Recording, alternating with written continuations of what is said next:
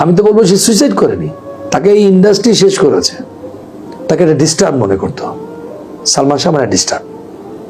বিশ্বাস করবেন কিনা জানি না, সে কিন্তু তখনকার ওই সময় বড় বড় কোনো প্রডিউসার খুব একটা পায়নি, সমস্ত ছোট ছোট ছোট ছোট প্রডিউসারের ছবি কাজ করেছে এবং সেই ছবিগুলো সুপারহিট দিয়েছে।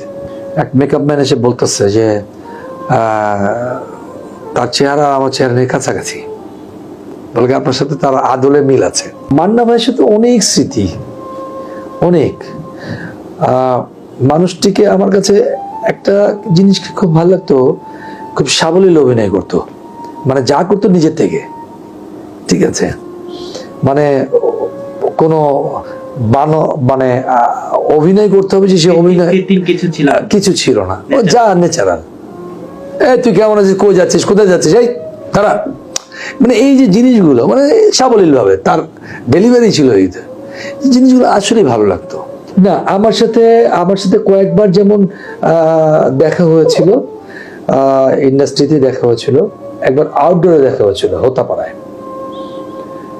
দেখা হয়েছিল একবার, আর ইন্ডাস্ট্রিতে কয়েকবার এফডিসিতেই কথা হয়েছিল, দেখা হয়েছিল। তো একবার এসে আমাকে এক মেকআপ ম্যান এসে বলতেছে যে তার চেহারা আমার চেহারার কাছাকাছি, বলে আপনার সাথে তার আদলে মিল আছে। তো আমি আবার দেখে আমাকে আবার এসে বলছে যে কি ছবি কাজ করতেছেন, তাই বললাম যে এটা। আমি যে আসবো না, সেটে আসবো, হ্যাঁ আমি যান সেটে আমি আসতেছি, আসলে কথা হবে। তো পাশে আমি কাজ করছিলাম, তো আমি ওখান থেকে গেলাম পাশে, তো যে ওই চা খাচ্ছিলাম একটা মোড়াতে, আমাদের তখন মোড়া ছিল, মোড়ার মধ্যে বসে তখন চা খাচ্ছিলাম দুজন মিলে। তখন অনেকগুলো কথাবার্তা হলো, মানে আমি এই যে ওই যে একটি কথা কিন্তু আমরা আগে বলেছি যে মানে তার মধ্যে যে স্পিরিট ছিল এটা খুব কম হিরোর মধ্যে দেখা যায়, এবং সে এই ছবিগুলোকে ওই জায়গাটা এনেছে। আপনি বিশ্বাস করবেন কিনা জানি না, সে কিন্তু তখনকার ওই সময় বড় বড় কোনো প্রডিউসার খুব একটা পায়নি, সমস্ত ছোট ছোট ছোট ছোট প্রডিউসারের ছবি কাজ করেছে এবং সেই ছবিগুলো সুপারহিট দিয়েছে, ঠিক আছে। এবং দেখেন আজকে তাকে হলো গিয়ে মানে সুপারস্টার বলছে, তখন কিন্তু দ্যাট টাইমে কিন্তু কেউ কিন্তু সুপারস্টার তাকে বলে নাই, তাকে একটা ডিস্টার্ব মনে করতো। সালমান শাহ মানে ডিস্টার্ব।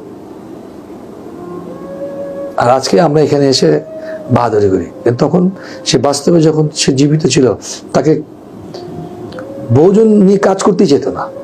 এই যে আমাদের সালমান শাহ, এই ইমন ছেলেটার জন্মদিন গেল, তো জন্মদিন গেল, দেখেন এই ছেলেটাকে এই ইন্ডাস্ট্রি শেষ করে দিয়েছে, মেরেছে তাকে। আমি তো বলবো সে সুইসাইড করেনি, তাকে এই ইন্ডাস্ট্রি শেষ করেছে। কিভাবে করেছে দেখেন, তাকে সে যখন এই ইন্ডাস্ট্রিতে যখন ছিল তার কিন্তু মূল্যায়ন হয় নাই। আপনি বলেন সে কোন অ্যাওয়ার্ড পেয়েছে বাংলাদেশে?